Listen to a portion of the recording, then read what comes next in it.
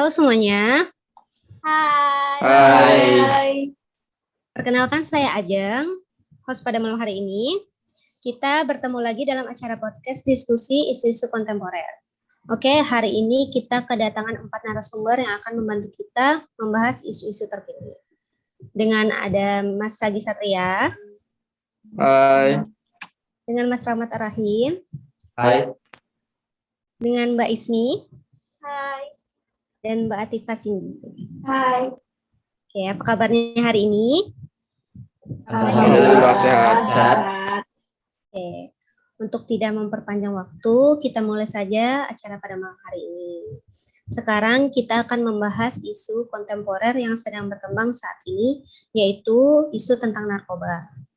Apalagi baru-baru ini berita tentang tertangkapnya puluhan kilogram narkoba dari jaringan internasional dan tertangkapnya oknum ASN di Bangka Selatan yang membuat kita kebingungan nih.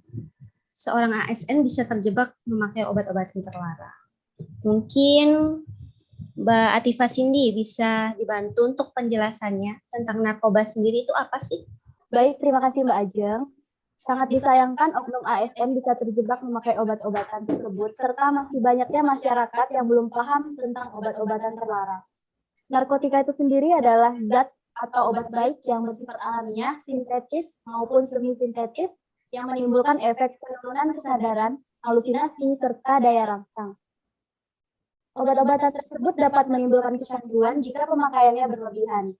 Pemanfaatan dari zat-zat itu adalah sebagai obat penghilang nyeri serta memberikan ketenangan.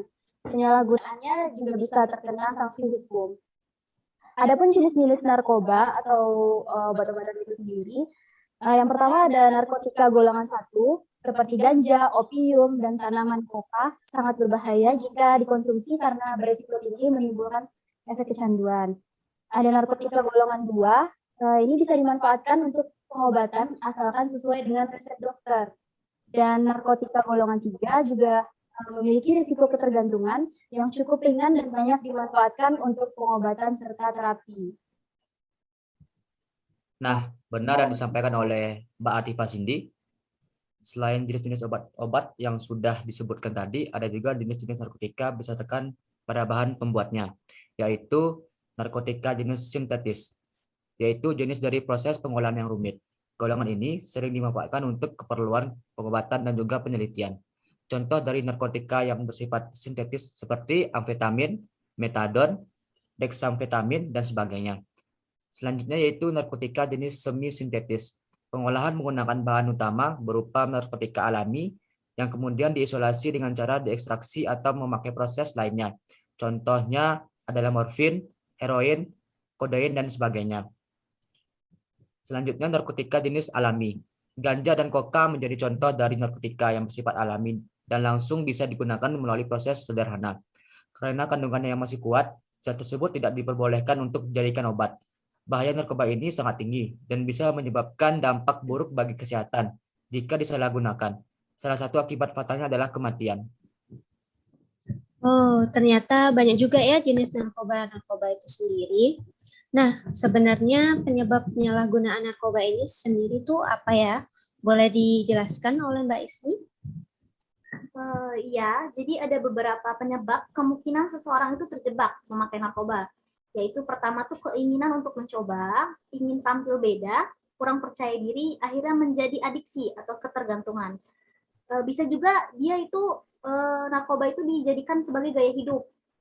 Pengaruh lingkungan, pergaulan yang salah, tekanan kelompok, dipaksa, diancam, itu juga bisa menjadi penyebab seseorang memakai narkoba.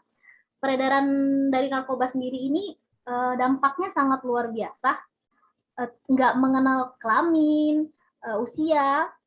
Orang yang sudah kecanduan dengan zat berbahaya ini akan sulit keluar dari kecanduan tersebut. Nah, apa sih bahaya narkoba bagi hidup kita itu? Yang pertama, kita bisa dehidrasi, berhalusinasi, menurunnya tingkat kesadaran, kematian, dan gangguan kualitas hidup. Oke, baik-baik. Ternyata dampaknya sendiri untuk badan sangat berbahaya ya. Apalagi kita sebagai ASN harus dapat memberikan contoh yang baik untuk masyarakat. Oke, baik. Menurut Mas Agi nih, bagaimana upaya yang harus dilakukan untuk mengatasi isu narkoba ini? Ya, terima kasih Mbak Ajeng.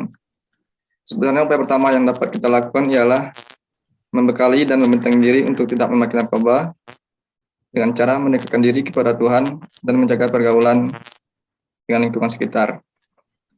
Selanjutnya adalah upaya dari BNN bisa bekerjasama dengan instansi pemerintah dengan memberikan edukasi dan penyuluhan kepada masyarakat tentang bahayanya dampak jika memakai narkoba tersebut.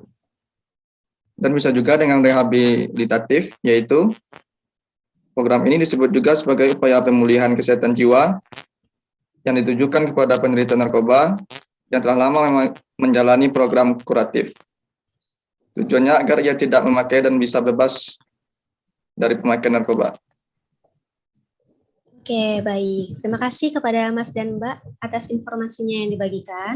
Kita harapkan dengan diskusi ini dapat bermanfaat bagi pendengar serta dapat memberi wawasan yang lebih luas untuk kita dalam menghadapi isu-isu kontemporer yang sudah berkembang di negeri kita tercinta. Mungkin cukup sekian acara pada malam hari ini, dan kurang lebihnya mohon maaf. Terima kasih semuanya.